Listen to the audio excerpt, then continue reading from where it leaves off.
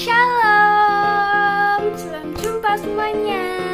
Perkenalkan, nama saya Florencia Tanara Wibisono dari kelas 7A SMP Masehi Temanggung. Hari ini saya akan bercerita tentang tokoh Alkitab. Mau tahu siapa tokoh Alkitabnya? Tokoh Alkitabnya adalah Yunus di dalam perut ikan. Iya, di dalam perut ikan. Mau tahu ceritanya? Yuk dengerin bersama. Pada suatu hari, setelah Nabi Elisa meninggal, Yunus diutus oleh Allah untuk pergi ke kota Niniwe. Tetapi Yunus tidak ingin pergi ke kota Niniwe karena ia tahu bahwa kota Niniwe yang sangat besar itu kejahatannya juga tinggi loh. Nah, di dalam perjalanan Yunus pun pergi ke perlawanan arah, yaitu ke kota Tarsis. Nah, setelah sampai di pelabuhan, ia pun membeli tiket kapal untuk pergi ke kota Tarsis. Tengah perjalanan di lautan yang luas itu terjadi apa? Terjadi badai yang sangat besar. Petir menyambar-nyambar, ceder, ceder, ceder. Angin besar,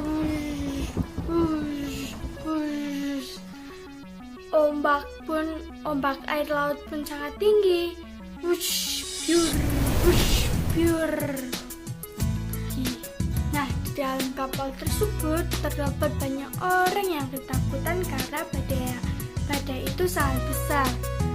Nah, beberapa orang di dalam kapal tersebut saling bertanya, bagaimana ini cara memberhentikannya? Bagaimana cara memberhentikan badai ini? Nah, Yunus pun mendengar salah satu orang yang berbicara tersebut. Akhirnya Yunus pun berbicara kepada orang-orang yang di dalam kapal tersebut. Yunus pun berkata, campakkan aku ke dalam laut, campakkan aku ke dalam laut agar badai ini berhenti. Tetapi orang-orang yang di dalam kapal tersebut tidak ingin mencampakkan Yunus ke dalam laut karena mereka tidak ingin berbuat salah. Nah, tetapi Yunus kan sudah salah ya. Nah, akhirnya karena badai itu semakin besar, angin pun semakin besar, ombak semakin tinggi, petir semakin banyak. Akhirnya beberapa orang menggotong Yunus bersama-sama ke pinggir kapal. Nah, setelah sampai di pinggir kapal, Yunus pun dilempar oleh orang-orang yang menggotongnya ke dalam laut. Nah, apa yang terjadi setelah Yunus masuk ke dalam air laut? Ya, badai pun berhenti dengan cepat. Yang awalnya angin sangat besar, petir banyak sekali, ombak sangat tinggi, itu berhenti dengan cepat. Nah, di dalam laut ia pun tersadar bahwa ia sudah berbohong kepada Allah. Nah, akhirnya ia pun pasrah dan tenggelam.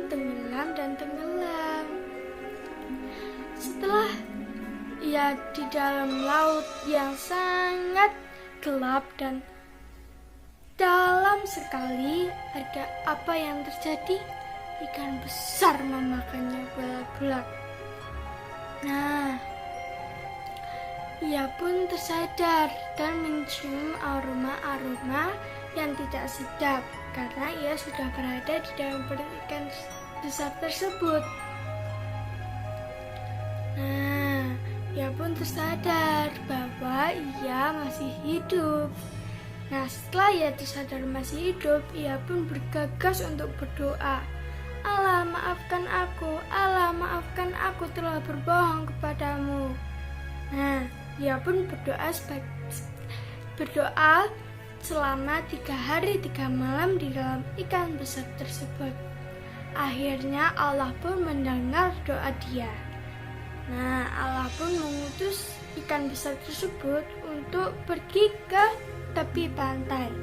Nah, ikan tersebut pun mendengar apa kata Allah. Akhirnya ia pun berenang berenang ke tepi pantai. Setelah di tepi pantai, Allah menyuruh ikan besar tersebut untuk memuntahkan Yunus. Nah, ikan besar tersebut memuntahkan Yunus keluar dari perutnya. Nah, setelah Yunus keluar dari perut ikan besar tersebut, ia pun terseret ombak ke tumpukan pasir-pasir yang sangat luas itu. Akhirnya setelah ia sadar, ia pun langsung bergegas berlari pergi ke kota Niniwe dan menyampaikan apa yang dikatakan oleh Allah. Nah, dalam cerita tersebut apa yang kita harus ambil? Iya, kita harus menaati Allah. Bukan hanya Allah loh, orang tua juga harus kita turuti.